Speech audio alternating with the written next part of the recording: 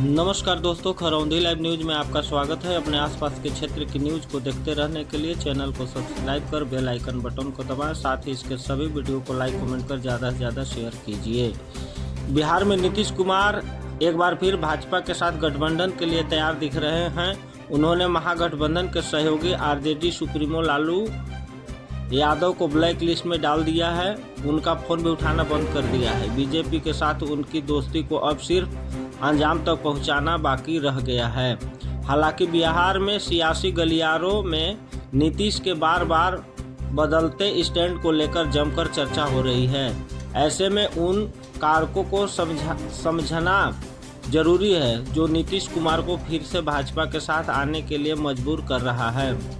नीतीश कुमार ने अगस्त 2022 में जब भाजपा का साथ छोड़ा था तो उन्होंने भाजपा पर जदयू को विभाजित और समाप्त करने की कोशिश करने का आरोप लगाया था।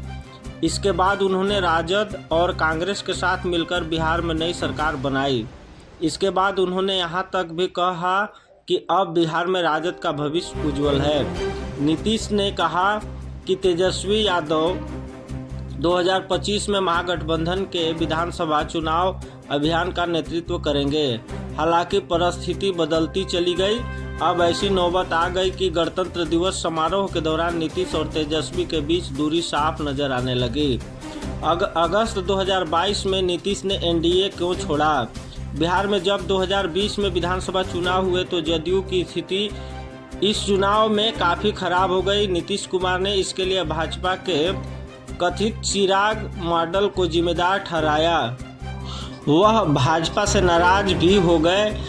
उनकी पार्टी की सीटें घटकर 43 पर सिमट गई। वही भाजपा की सीटों की संख्या इजाफा हुआ। वह 53 से बढ़कर 74 तक चली गई। जदयू का मानना था कि चिराग पासवान ने उनकी पार्टी के वोट को काटने और उसके उम्मीदवारों को हराने के लिए भाजपा के प्रॉक्सी के रूप में काम किया था। उस चुनाव में लोजपा को भले ही एक सीट मिली, लेकिन उसने नीतीश के वोट बैंक में गंभीर सेंध लगाई। ऐसा कहा जाता है कि नीतीश कुमार डिप्टी सीएम रेणु देवी और तारकिशोर प्रसाद को लेकर भी सहज महसूस नहीं करते थे।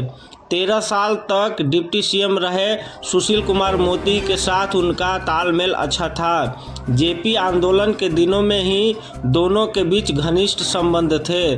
तत्कालीन जदयू नेता आरसीपी सिंह का उपयोग करके भाजपा ने जदयू को विभाजित करने का प्रयास किया था।